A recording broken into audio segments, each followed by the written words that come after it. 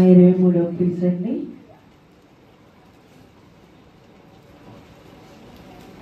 136వ దావీదు కీర్తన.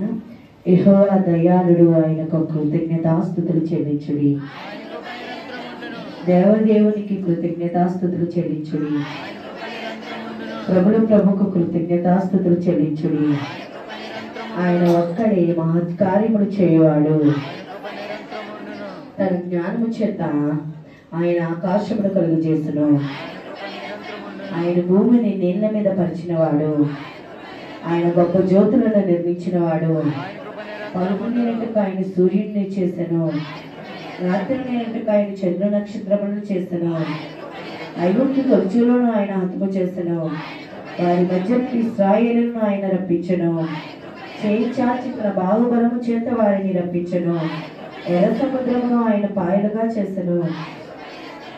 ఆయన ఇశ్రాయేలును దాని నడుమ దాటిపో చేసెను. ఫరోను అతని సైన్యమును ఎర్ర సముద్రంలో ఆయన ముంచివేసెను. అరణ్య మార్గమును ఆయన తన ప్రజలను తోడుకొని వచ్చెను.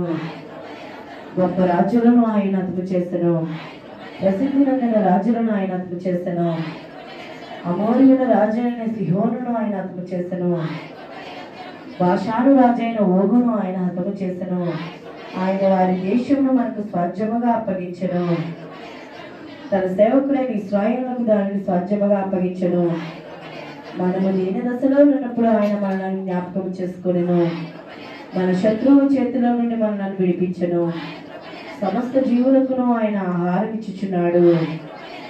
ఆకాశమందు దేవునికి కృతజ్ఞతాస్తుతులు చెల్లించుడి. దేవుడి మాటలు వినుకులు దీవించి ఆశీర్వదించును గాక. హల్లెలూయా.